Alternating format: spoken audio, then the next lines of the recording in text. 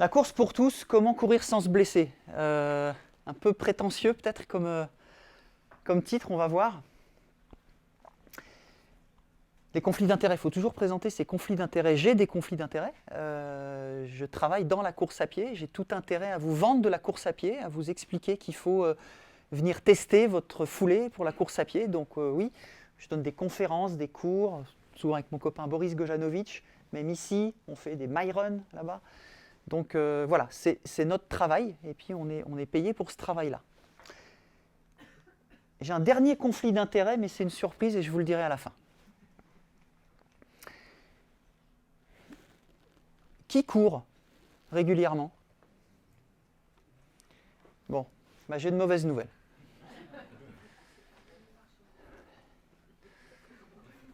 C'est sûr, c'est statistique, hein. Vous allez vous blesser. Mais j'ai une bonne nouvelle aussi. C'est pas grave. Alors c'est pas grave pourquoi? C'est pas grave parce que, et là, Boris est au fond de la salle, il y a eu ma collègue Laurence Vigneault tout à l'heure qui sont bien plus forts que moi là-dessus. La liste des pathologies ou des problèmes de santé dont le risque diminue grâce à une activité physique régulière, elle est énorme, vous le savez. Et la course à pied, c'est une activité sympa. Si on la pratique modérément et intelligemment, elle rentre complètement dans ce cadre-là. Elle est rentable, hein, plus que le vélo ou plus que la natation, hein, en temps, efficacité. Donc toutes ces pathologies-là, et d'autres encore, eh bien, on a tout intérêt à courir régulièrement pour les prévenir. Donc, petite contracture au mollet ou infarctus du myocarde, vous prendriez quoi, vous? Moi, je prendrais aucune des deux, en fait.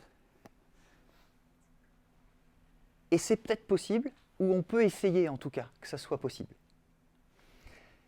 Ça veut dire qu'il faut essayer de prévenir les blessures. C'est-à-dire qu'évidemment, il faut courir, et on peut peut-être même faire en sorte de prévenir un petit peu les soucis qui pourraient survenir. Alors, je vous ai mis là, je vous ai préparé un petit graphe. Alors, on a fait des masters, des doctorats, tout ça, c'est un peu compliqué, mais si c'est trop compliqué, vous me le dites et puis je vous explique. J'ai essayé de vous faire un truc, voilà, mais vous me dites que c'est trop compliqué. Donc, l'évolution du taux de blessure depuis 30 ans chez le coureur à pied. Ça va? Vous arrivez à suivre? Malgré tout ce qu'on nous raconte, malgré tout ce que vous lisez, tout ce que vous entendez, non, les chaussures amortissantes n'ont pas diminué le nombre de blessures. Non. On ne sait pas réduire vraiment le nombre de blessures. On ne se pose pas toujours les bonnes questions. Les coureurs sont sous influence du marketing, de tout ça, d'accord? Donc, attention aux arguments commerciaux aussi dans tout ce discours de course à pied. Alors, le petit monde de la course à pied, le grand monde de la course à pied, il y a les coureurs. Mais la question, c'est qui les coureurs en 2020? Et puis, quel coureur je suis moi? D'accord? À quoi je marche? De quelle partie je suis fragile? C'est pas la même que le voisin, etc. Les coureurs, c'est pas les mêmes, c'est plus les mêmes. Une bonne partie des choses, des croyances populaires qui sont, je dirais, transmises, qui sont relayées par les réseaux sociaux, par Internet, datent de données qui sont des fois trop anciennes. C'est plus les mêmes coureurs. Avant, un coureur, déjà c'était un coureur, c'était pas une coureuse. Hein. Il n'y a pas si longtemps, ils étaient assez spécialisés. C'était des gens qui avaient fait de l'athlé. Hein, ils avaient un entraîneur, ils avaient fait des gammes, ils faisaient des montées de genoux, ils faisaient des talons aux fesses, ils faisaient des trucs, ils avaient appris à courir, comme on apprend à faire un revers au tennis. C'est des gens qui couraient plutôt pour de la compétition. C'était des gens, du coup, qui étaient plutôt affûtés, puisqu'ils étaient spécialisés. Alors, tout de suite, il n'y a pas de rapport entre le point 3 et le point 4. Je préfère le dire. Hein, il y en a un qui me l'a sorti l'autre jour en conférence. Non, c'est pas parce qu'il y a des femmes qu'on est moins affûté, c'est pas ça. Mais bien sûr qu'il y avait beaucoup moins de femmes qui couraient avant. Donc, on a changé, on est plus dans le coureur récréatif, on est plus dans des gens qui veulent être simplement des participants, des finishers, comme on dit en franglais. On est plutôt sur des gens qui, des fois, courent pour perdre du poids. Donc, il y a plus de femmes. Et puis, il y a des gens qui font plus seulement que de la course à pied. C'est des gens qui font un peu de tout. Hein, je fais de la course, puis je fais aussi du fitness. ou je fais du pilate, ou je fais du vélo. Donc des gens qui font de l'entraînement alterné. D'accord ? Mais ça, il faut s'en réjouir. Parce que ça participe à la promotion de l'activité physique pour tous, et encore une fois, conférer le slide précédent, c'est excellent. Par contre, ça a changé un peu les paradigmes de blessures et de prévention de blessures. Par exemple, les débutants, ils vont avoir plutôt beaucoup ce genre de pathologie, les expérimentés, plutôt ce genre de pathologie. Alors j'ai mis des couleurs. Vous voyez qu'il y a plus de bleu là et plutôt un peu plus de rouge ici. On serait dans je suis débutant, je ne suis pas encore mature au niveau de ma charge d'entraînement, de ma foulée, de ma technique, etc. Je vais plutôt surmener un peu plus tout ce qui est osseux, en tout cas ce qui est osseux. Hein, je vais me faire ce genre de pathologie. Je suis plus expérimenté, je suis un peu plus mature. Par contre, je vais me pousser un peu plus loin. Je vais passer du semi au marathon. Je vais passer du trail à l'ultra, etc. Et donc, je vais plutôt surmener des zones tendineuses, hein, ce qui sont des excellentes cibles pour ce genre de pathologie micro-traumatique de surmenage. Vous voyez déjà hein, que ce n'est pas des généralités en fonction de qui je suis, de l'époque, de si je suis expérimenté ou novice, etc. C'est déjà pas tout à fait pareil. Alors toujours dans ce monde de la course à pied, y a tout un tas de gens qui gravitent autour. Hein, je l'ai dit, il y a Internet, les autres coureurs. Il y a le coach, le prépa, les gens qui vous conseillent sur le net ou quoi. Il y a nous, hein, qui avons aussi notre mot à dire, ou des conflits d'intérêts. Et puis il y a les équipementiers. Il ne faut pas les oublier, ceux-là. Alors, on ne parlera pas beaucoup de la chaussure, parce que ça n'a pas d'importance. Alors on pourra en parler dans les questions, si vous voulez, après. Mais moi, je ne vais pas beaucoup vous parler de la chaussure. Je vais juste vous remettre, d'un point de vue purement économique, les choses un peu en place. Ça, c'est le nombre de coureurs dans le monde en millions. Ça, c'est le nombre de Français qui courent au moins une fois 10 km par semaine. À votre avis, le marché, par an, annuel, des articles de pied, chaussures, chaussettes, semelles, machin, combien? Déjà, on est en millions ou en milliards? Dans le monde, on est en milliards. Hein. En milliards ou en dizaines de milliards? Centaines, peut-être pas.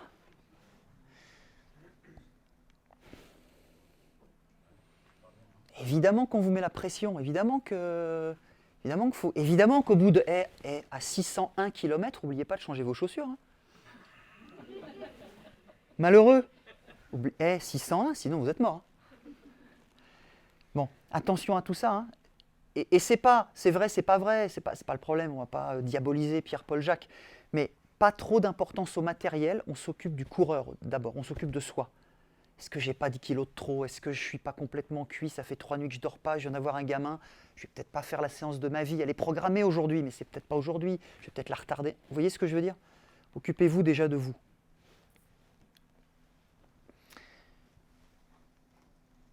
Quel coureur je suis? Tous les trucs dont on entend parler. Hein. Alors, déjà ce matin dans le labo là. Non mais il faut courir pointe de pied. Non, il faut courir comme ci. Puis non, mais il faut mettre des chaussures qui amortissent bien pour se protéger. Occupez-vous déjà de vous. Hein. Il y a beaucoup d'informations, puis il y a beaucoup de déformations. Je n'ai pas mis des informations, hein, j'ai mis déformations. La diapo de la mort, je dirais. S'il y a la manière dont nous, ici, je pense qu'on a beaucoup appris des meilleurs. Moi, j'ai vraiment travaillé, je pense, avec les meilleurs. J'ai écouté les meilleurs. J'ai l'impression que quand on a pris ces 3 paramètres-là en compte dans l'analyse d'un coureur, blessé ou non blessé d'ailleurs, hein, pour la prévention, pour le traitement, on a quand même fait pas mal le tour de la question. Les erreurs d'entraînement, les surcharges, donc la globalité, la planification. La technique de course, donc ce qu'on fait dans l'atelier en bas, analyse de la foulée, et puis dehors, hein, sur les gammes. Et puis les critères physiques. Est-ce que je suis peut-être un peu faible de tel muscle très important dans la course, puis en plus que à gauche, pas à droite? Est-ce que je ne suis pas un peu raide de cette chaîne postérieure qui m'empêche de développer peut-être la foulée qu'il faudrait quand je suis dans des allures de VMA ou que sais-je? Voilà. D'accord? Alors vous allez avoir ceux qui vont dire mais non c'est que ça, mais non mais c'est que ça, mais non mais de toute façon ça et ça, non c'est que ça. Non, il faut vraiment toujours bien considérer les trois et puis voir où vous êtes là-dessus. Hein. Et puis on n'oublie pas bien sûr, hein, alors moi c'est moins ma partie donc je l'ai mis là, mais il y a tout le reste. Hein, je ne suis pas bien en ce moment, ça ne va pas dans la tête, je ne vais peut-être pas faire les courses de ma vie non plus. Hein, donc les facteurs biologiques et psychosociaux. Alors on prend dans l'ordre, d'accord, hein, premier facteur important, les surcharges ou les erreurs à l'entraînement. Diapositive empruntée à mon compère Boris Gojanovic. La charge d'entraînement, c'est quoi? C'est en fait appliquer des contraintes, des stimulus à un corps vivant et puis regarder les réponses. Hein, c'est je descends le Salève, j'ai des courbatures pendant 3 jours. D'accord? Voilà, ça c'est la charge. Ma charge, c'est temps de dénivelé négatif, temps de durée, etc. D'accord? C'est ça la charge. Il y a beaucoup d'athlètes, beaucoup d'entraîneurs, beaucoup de gens qui n'ont pas une bonne compréhension de ça forcément. On ne le prend pas forcément bien en compte. On est un peu comme ça, quoi. Hein. On ne sait pas trop mesurer, on ne sait pas trop. Est-ce que c'est le kilométrage qui compte? Est-ce que c'est le dénivelé? Est-ce que c'est la vitesse ascensionnelle? Ouais. L'idée, c'est ça quand même. Hein. C'est je vais faire un effort en descendant du Salève à la fin, je suis plutôt là. Hein.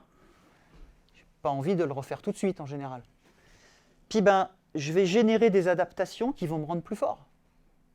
Hein, on pourrait paraphraser Nietzsche. Hein, ça ne me tue pas, ça me rend plus fort. On pourrait le sortir du contexte et dire, voilà, j'ai été moins bien, j'ai remodelé mes fibres, mes trucs, je suis mieux. Puis on espère qu'on va le refaire et puis que petit à petit, je vais augmenter mes capacités. D'accord? C'est ça, hein, appliquer des stimuli juste comme il faut. Alors que nous apprend, le haut niveau? Que nous apprend le haut niveau là-dessus? Est-ce que vous savez où j'étais il y a 15 jours? Non? Tout le monde s'en fout? Ah ouais, c'est gentil. Ouais. C'est gentil. J'avais qu'une peur, c'est que tout le monde s'en fout de complet quand je pose la question. J'étais en Afrique. Outre l'occasion, pub, de bosser un peu pour une belle assoce qui s'appelle Simba for Kids, faite par des jeunes voix, au Kenya. Et puis de faire 2-3 mouvements avec des gamins, c'était très sympa. C'était l'occasion en fait d'aller voir sur le terrain comment vivait, s'entraînait, dormait, mangeait Julien Wanders. Combien il fait de kilomètres en ce moment là qui préparait un SMI et qui prépare encore un SMI d'ailleurs, Julien Wanders, à votre avis?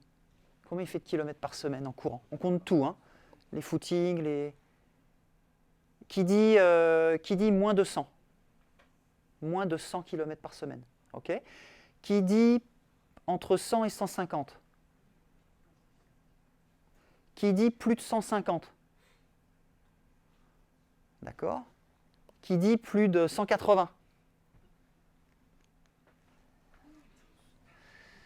En ce moment, c'est ça, parce qu'il prépare du long. Hein, c'est pas toujours ça, hein, mais en ce moment, c'est ça, parce qu'il prépare du long. Donc, c'est 200 km par semaine. À 2005, hein, puisqu'on est bien d'accord, on est à la Mecque des coureurs, hein, dans la vallée du Rift, au-dessus de la vallée du Rift.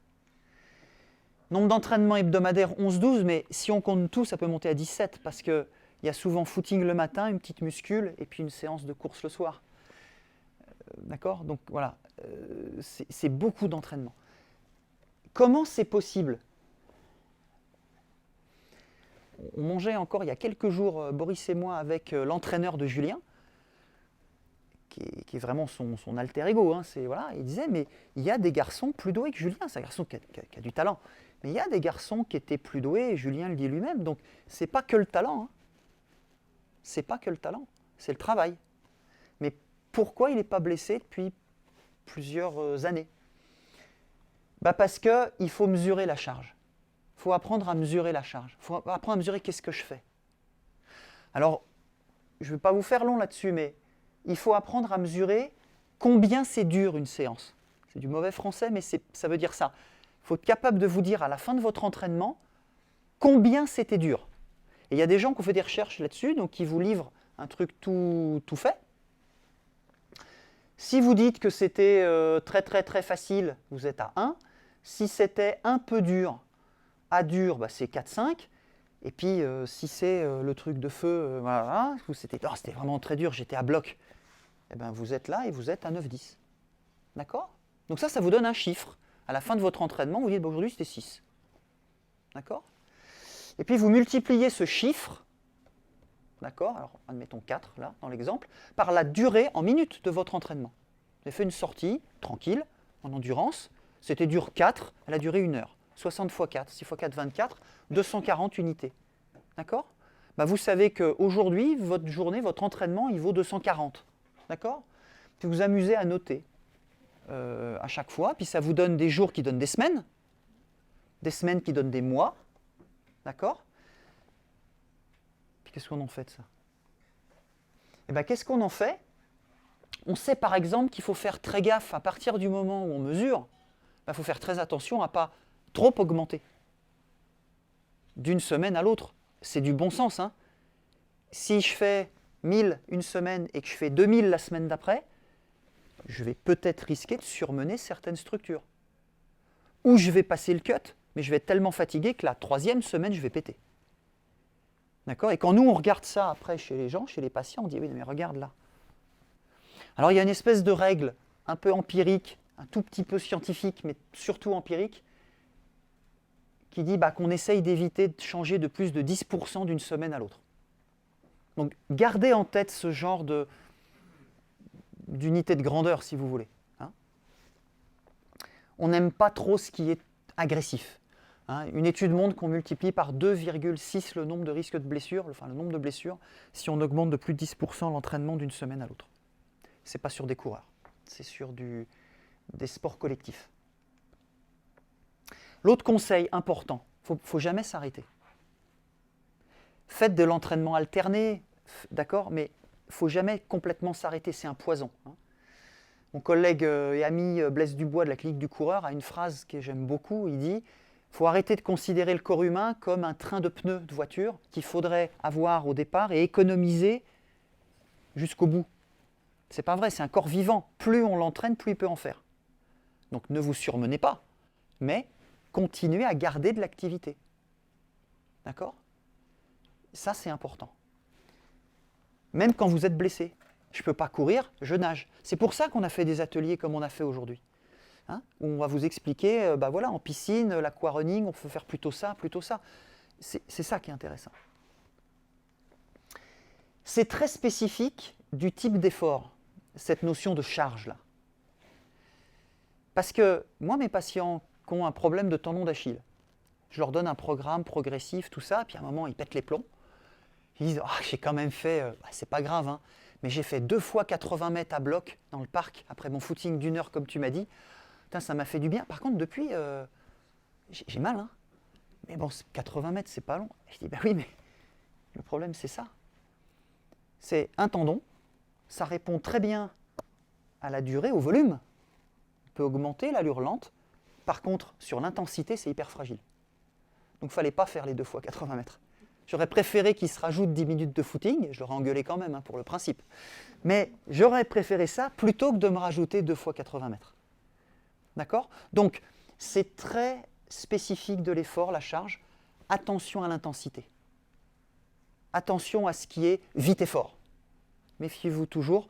On aime bien souvent passer d'abord par le volume et après passer par l'intensité quand on revient de blessure, par exemple. Type d'effort, volume, intensité, je vous l'ai fait avant. Type d'effort, en fait, ce que je voulais dire, c'était aussi, vous partez peut-être dans votre chalet l'hiver, ou vous passez peut-être de la course au ski de rando l'hiver, comme beaucoup de gens de la région, de ces régions de montagne. Et c'est bien. Par contre, quand vous allez revenir sur de la course à pied en mars, et que vous n'avez rien fait pendant 3-4 mois, vous allez vous blesser. En plus, ça ne sera pas juste parce que vous aurez bien alterné les activités comme on vous a dit, vous aurez bien fait du sport avec le bon air frais, tout va bien en altitude, et vous serez frappé par l'injustice au mois de mars parce que vous n'avez pas sauté à la corde dans votre chalet le soir en pensant à moi. C'est spécifique de l'activité. Vous travaillez beaucoup cœur-poumon, tout ça, quand vous faites le ski de rando, vous travaillez vos muscles, etc. Mais vous ne travaillez plus ça, la résistance par exemple au choc. Donc faites attention de toujours garder un minimum de contact avec un bout d'activité qui ressemble à de la course à pied. Alors je dis sauter, cloche-pied ou sauter, mais c'est pas bête. Moi je dis beaucoup de patients, écoutez, vous en aurez plein les bottes le soir en rentrant du ski, essayez quand même de faire 3 fois 30 secondes. Et même s'il n'y a pas de corde, je m'en fiche, mais gardez une stimulation. Alors voilà, la progressivité, je vous ai mis un exemple des programmes que mon compère Guillaume Servant, qui fait beaucoup la course à pied ici avec moi, a mis en place. Vous voyez, on redémarre souvent par du 30 secondes de course, 30 secondes de marche à faire 6 fois. Quand on reprend la course à pied, ça ressemble au programme de transition, vous savez, des gens qui veulent passer des chaussures classiques de course et qui veulent courir pieds nus. On leur donne des transitions comme ça, où on leur dit, pieds nus, il va falloir commencer par faire 30 secondes, puis 2 fois 30 secondes, puis 4 fois 30 secondes, d'accord ? Chez vos gens qui reprennent la course à pied, même chaussée, après blessure, après un arrêt forcé, utilisez ce genre de choses. Vous voyez, c'est pas flatteur, 8 semaines, 30 minutes. Alors celui-là, c'est vraiment le plus lent qu'on ait, le plus progressif. On en a d'autres un peu plus gentils, mais ça vous donne une idée de la pente, d'accord ?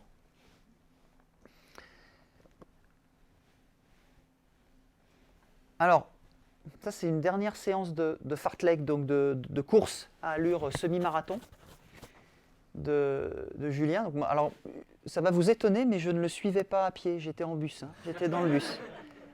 Vous me croirez ou pas ? Là, ça va à 22 km/h. Un léger faux plat montant. Voilà. Mais la règle des 10%, vous croyez que lui, 10% c'est possible ? Eux, c'est 2%, 3%, sinon les gars, ils sont tellement déjà à la limite. Donc, les 10%, c'est une espèce de truc un peu général, d'accord ?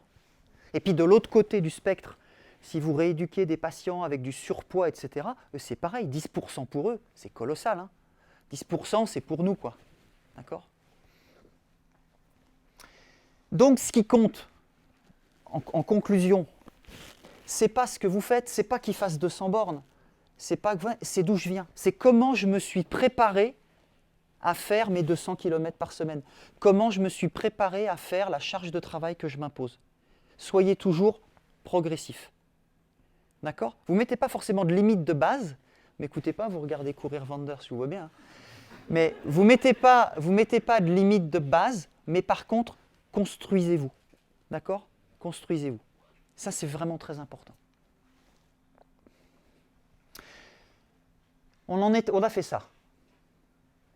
On reparle un peu de technique de course. Alors, on en a parlé avec ceux qui ont fait l'atelier avec moi ce matin. Il y aura à nouveau ces ateliers cet après-midi. Donc, c'est ça le labo dans lequel vous étiez ce matin pour certains. Alors, vous voyez qu'on a le labo, on a le tapis instrumenté. Donc, c'est un tapis avec une plateforme et des capteurs de pression en dessous. C'est-à-dire qu'en même temps que vous courez, ça nous permet d'enregistrer ce qui se passe sous vos pieds et puis de dériver des forces qui nous permettent de savoir aussi ce qui se passe un petit peu plus haut. Donc ça, c'est intéressant. Et puis, on a des caméras qui nous permettent de vous filmer, en fait, sous tous les angles, puisque comme j'ai expliqué ce matin, ce tapis peut se dérouler dans le sens normal, mais on peut inverser son sens de déroulement. Donc, le patient peut courir en regardant aussi par là, et pas seulement en regardant par là. Donc, mon côté droit devient gauche et mon arrière devient avant. D'accord ? En plus de ça, le tapis va à 40 à l'heure dans les deux sens. Donc on peut tester des sprinters. Et ça, c'est intéressant. On peut tester à toutes les allures. Et ça, c'est assez intéressant. On les attache simplement avec un harnais, avec ici le petit mousqueton.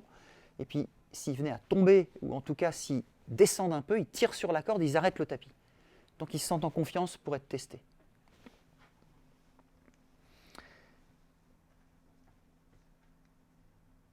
Alors voilà à peu près l'écran que j'ai devant moi, si vous voulez, quand je teste quelqu'un. C'est ce qu'on a fait ce matin en workshop. On a à la fois ce qu'on voit, le film, d'accord ? Et puis on peut faire des arrêts sur image, tout ça. On a à la fois des données chiffrées de force et de pression. Et puis on a à la fois ce qu'on appelle, nous, la distribution des pressions plantaires. Si quelqu'un appuie trop à l'extérieur et à l'arrière de son pied droit, on va le voir. Et ça peut être intéressant pour nous.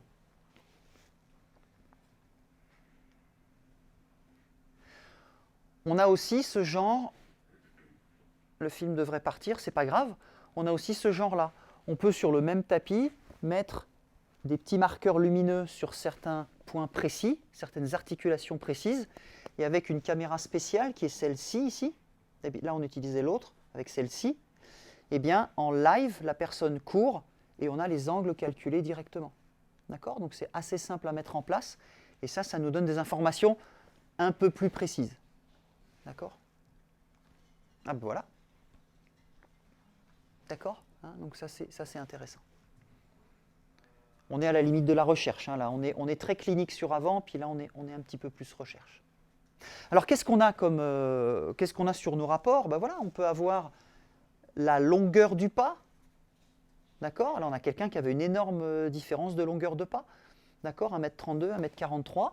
Ben, on mesure, la personne s'entraîne, revient plus tard, et puis on voit si ça s'est amélioré, par exemple.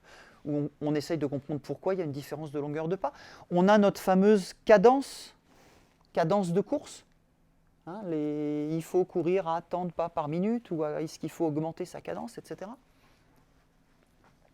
Et puis on a ce genre de choses, avec la répartition des pressions. Là, c'est quelqu'un qui appuyait plus sur son talon à droite qu'à gauche, par exemple. D'accord? Donc tout ça, c'est les données qu'on a devant nous et qu'on a sur le rapport ensuite. Et puis on a ensuite toutes les données plutôt courbes, etc. Ici, quelqu'un qui court et qui pose son pied, il va poser son talon. Là, c'est l'appui du talon, qui va poser son talon en courant, qui va passer le pas, et ici, qui va pousser. D'accord? Donc, le pic passif de la pose du talon, le déroulé du pied et la poussée. D'accord? Bon, hop, on compare ça, et on voit qu'on a un souci par là. Alors, à quoi ça sert? Est-ce que ça sert à savoir si vous courez juste ou si vous courez faux? Est-ce que ça sert à savoir si votre style de course vous prédispose à une blessure? Est-ce que ça sert à savoir si votre style de course explique votre blessure? Parce qu'il y a le patient qui arrive blessé, puis qui veut savoir pourquoi. Puis il y a les gens qui viennent nous voir directement en disant pour l'instant ça va, mais on peut analyser pour que ça continue d'aller bien. En gros. Vous diriez quoi là? Oui ou non? Ceux qui sont venus dans le labo ce matin, vous abstenez? Non.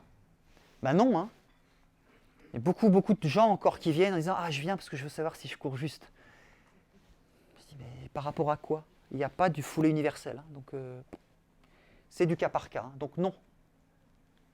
Par contre, savoir si je cours juste par rapport à la blessure que j'ai et est-ce que ma manière de courir en rajoute encore ou c'est peut-être même à cause de ça en partie que je me suis blessé, ça m'intéresse. Dans le cas précis que j'ai devant moi. Ok? Je suis quelqu'un qui a mal au genou et qui a un cartilage un peu défectueux et puis je fais des grandes foulées où j'appuie bien talon fort devant. Probablement qu'on va essayer de raccourcir un peu la longueur de la foulée. D'accord? Et puis explique votre blessure, voilà, on est un peu dans les suites de ce qu'on vient de dire. Oui, spécificité. D'accord? Toujours. Alors celui-là, par exemple. Au début de la phase d'appui au sol, le ressort mollet-tendon d'Achille se met en tension et s'allonge, il emmagasine de la force. Vous comprenez cette idée-là? On arrive au sol, il pose, et puis là, il a son tibia qui avance, comme ça. Il allonge son tendon d'Achille et son mollet, d'accord? Donc il met en tension l'élastique, pour qu'ensuite l'élastique se raccourcisse et l'aide à se propulser. D'accord? Comme je l'expliquais à certains groupes ce matin, dans les pathologies de mollet, de tendon d'Achille, de fasciopathie plantaire, j'insiste sur les mollets, vous savez, il y a beaucoup de patients qui viennent en disant « c'est marrant, mais au bout de 15 bornes, toujours, ça mord un peu le mollet, et j'arrive pas, je me repose pourtant, je me repose 3 semaines, je fais rien. Et puis je reprends, puis c'est pareil. » Bon nous, on va regarder beaucoup ça. C'est-à-dire, est-ce que cet angle-là, entre la jambe et le sol, il n'est pas trop fermé? Est-ce qu'il ne met pas trop de tension ici, au moment où il doit en plus venir pousser? D'accord? Donc, si je sais que c'est telle pathologie, je vais regarder ce genre de choses-là. Si c'est une autre pathologie qui n'a rien à voir, je ne vais absolument pas regarder ça. On regarde certains morceaux de la foulée en fonction de ce qu'on cherche. Quand on a une pathologie sur le moment, ou quand on a une histoire de pathologie. Il y a des gens qui vont bien en ce moment, qui disent « Ouais, mais là ça va, mais j'ai quand même fait 4 fasciites plantaires sur les 5 dernières années. » Ça nous intéresse. Alors l'autre genre, hein, voilà, un contact initial au sol très marqué avec le talon et très loin devant du centre de gravité. Bon, ça vous le savez tous, c'est toujours l'exemple qu'on prend hein, en général quand on veut promouvoir l'appui plutôt pointe de pied ou l'appui dynamique. On dit bah voilà, il ne faut pas courir comme ça. C'est pas forcément ça, il ne faut pas être trop excessif. Là, il force, il est très en flexion, ça va taper fort, le genou est tendu, donc il n'y a pas les amortisseurs qui sont branchés. Hein, il n'y a rien là. Hein. Si je suis un peu fléchi, j'utilise mon quadriceps, mes fessiers. Là, il n'y a rien qui va aider. Donc toute la contrainte va aller dans les articulations de cheville, de genoux, les ménisques, la hanche, les lombaires, etc. D'accord ? Donc effectivement, s'il y a des pathologies là, on n'aime pas. D'accord ? Si ce sujet-là, je le vois comme ça et qu'il a une pathologie du tendon d'Achille, je ne suis pas sûr que je vais beaucoup l'embêter. Certainement lui dire « Monsieur, c'est un peu trop. On va quand même essayer de réduire un tout petit peu ça. Mais je ne vais pas trop l'embêter. »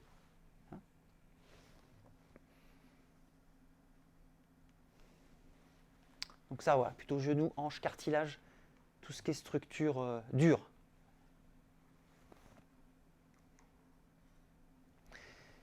Bon, technique de course, je ne vous en fais pas des kilos parce que je pense que chacun passera un petit peu aussi dans le labo et puis on en reparle tout à l'heure où on en a déjà parlé.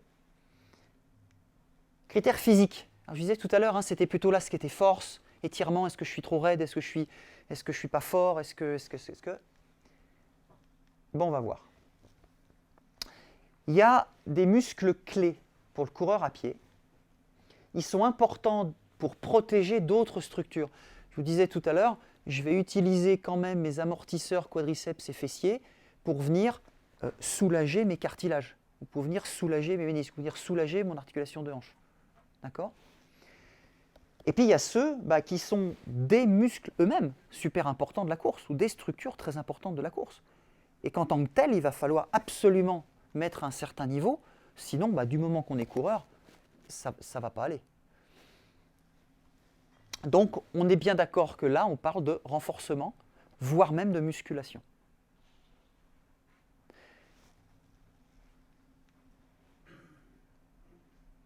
Les muscles clés et souvent les grands oubliés, c'est quand même plutôt tous les muscles qui sont plutôt dans ce qu'on appelle la chaîne postérieure, à l'arrière.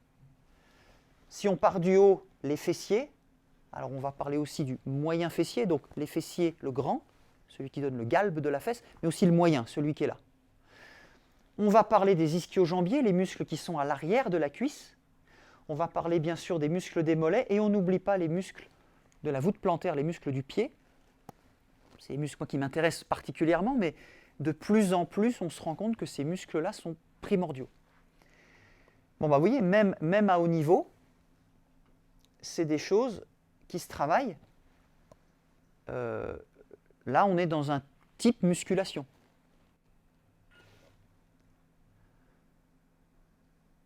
Et ça rigole pas. Et il n'en est pas à sa 60e répétition. Hein. Et là où je vais peut-être vous surprendre, c'est que vous, amateurs, nous, amateurs, devrions faire des exercices à peu près dans le même régime. C'est là aussi une espèce de vérité qu'il faut tordre, ou de contre-vérité, pardon, qu'il faut tordre. C'est de dire, si lui il fait avec un poids en souffrant, je vais faire le même sans poids et sans souffrir, puisque moi je suis amateur. C'est faux. Encore plus même nous, il faut qu'on travaille notre structure, parce qu'en plus, on a bien les 2-3 petits kilos en plus qu'il n'a pas, on a bien, lui fait que manger, dormir et courir, nous on a la vie, donc on est fatigué, etc., etc., etc. Donc, il faut absolument faire de la force si vous voulez durer en tant que coureur. Et l'autre mauvaise nouvelle, c'est que l'âge n'y arrange rien. C'est-à-dire que c'est quasiment indispensable après 40 ans. Parce que on sait qu'on perd un petit peu de force. D'accord ? Donc, à un moment, il va falloir se dire, j'achète le droit de courir pas blessé en faisant un minimum d'exercices type renforcement. Vous comprenez que les chaussures, les manchons, ça n'a aucun intérêt, en tout cas en importance, si vous voulez, par rapport à ça. Si on fait déjà ça, déjà tout le reste, déjà, ok, on parle de chaussures, j'ai pas de souci avec ça, mais il faut simplement remettre les choses à leur bonne place. Or ça, c'est du sang, de la sueur et des larmes, alors que la chaussure, c'est un achat. C'est ça l'autre différence. Alors voilà, on peut passer, pas en revue, mais un petit peu en revue, hein, les exercices. Ça, c'est les exercices, par exemple, pour le moyen fessier. Pourquoi je vous parle du moyen fessier ? Le moyen fessier, c'est ce muscle qui vous permet, quand on regarde quelqu'un de face ou de dos, de ne pas avoir cette attitude-là. Vous voyez, les arrivées de marathon, les photos finish, c'est terrible les photos finish, hein. Tout le monde la veut, mais des fois, c'est pas flatteur. Hein. Un arrivé comme ça, d'accord ? Avec le bassin qui drop, et puis le genou qui part. C'est un facteur de risque de blessure si ce n'est pas bien contrôlé. Bon, ce muscle-là, il sert à venir tenir le bassin. S'il ne travaille pas, le bassin il tombe, puis le reste part. Si lui il travaille, il remonte tout, si vous voulez. D'accord ? Donc, c'est important de venir travailler ces muscles-là.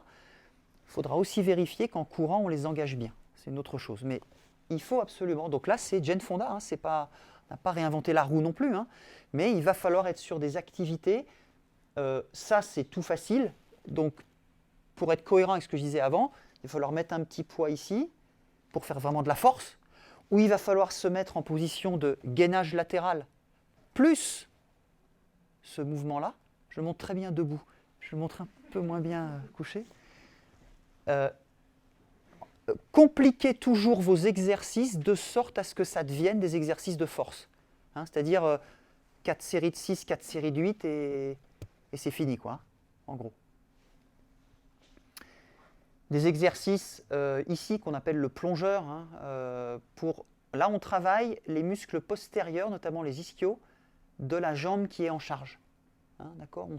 On est suspendu à sa chaîne postérieure de la jambe en charge. Donc on travaille ici. Puis après, on peut mettre les bras devant avec un poids pour que ce soit plus dur, etc. etc. Les mollets, hein, le travail de monter sur pointe de pied. Alors, ou que la descente, on monte à 2 pieds, on descend à 1, ou on rajoute, ou on a le genou plié, le genou fléchi. Peu importe, mais il faut penser à travailler les mollets. Et puis les muscles du pied, donc un peu notre dada ici, des exercices comme un exercice qu'on appelle le short foot exercise. Pensez à ça. Les gens, peut-être les dames, bien que maintenant ça soit plus démocratisé que ça, qui font du yoga ou du pilates. Les profs de yoga ne nous ont pas attendus hein, pour parler de... ou les coachs d'arts martiaux, s'ancrer dans le sol.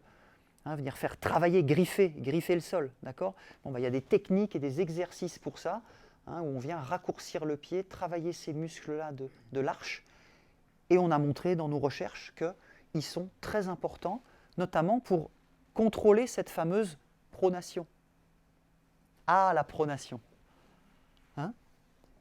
Ce n'est pas forcément une chaussure ou un renfort anti-pronateur qui va régler le problème.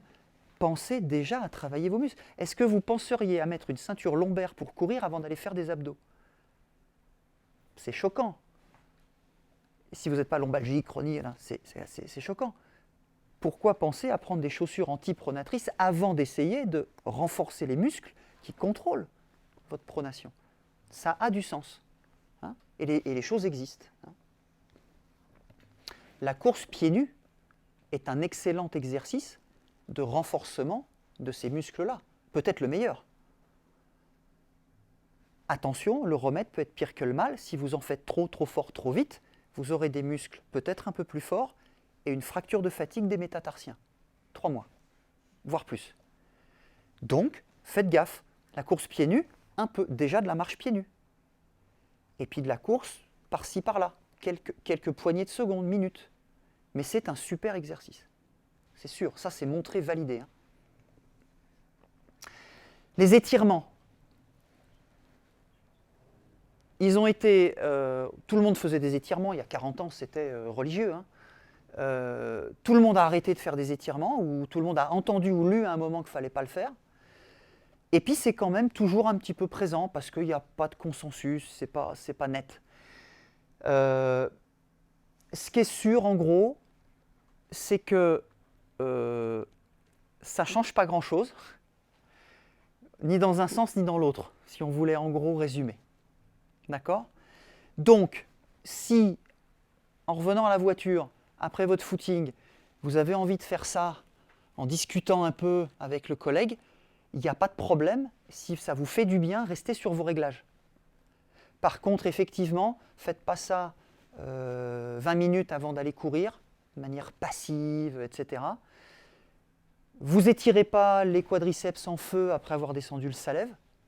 Non, effectivement. Mais faites preuve de bon sens. Donc déjà, alors, arrêtez l'ordinateur et déconnectez Internet. Faites preuve de bon sens. Ça me fait du bien, je fais 5 minutes, un peu à distance après chaque footing ou 10 minutes. Vous embêtez pas trop avec ça, gardez vos habitudes. Après, il y a des gens qui sont tellement raides, qui manquent de souplesse et dont on a besoin de les étirer parce qu'on n'a pas de mou pour faire un bon mouvement.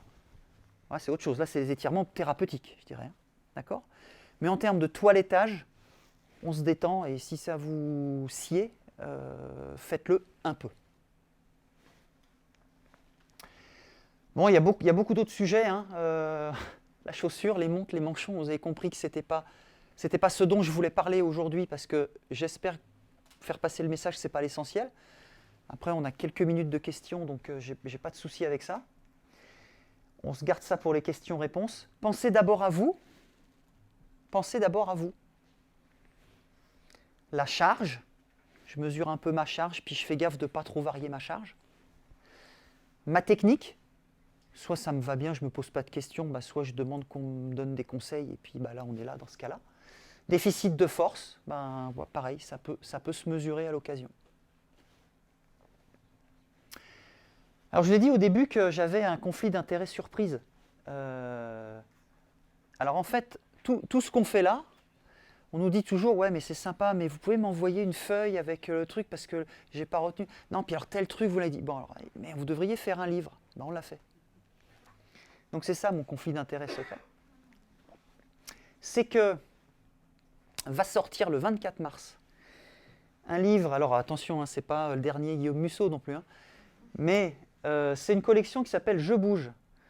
Donc c'est les gens de médecine et hygiène qui font ça.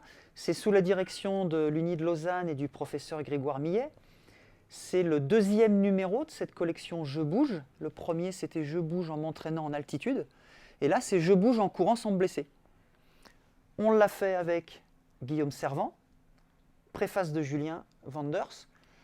L'idée, c'était de dire, voilà, les gens qui débutent, mais les gens qui courent aussi déjà, donc je pense à peu près c'est notre population de nous là en ce moment, va trouver des choses pratiques et illustrées.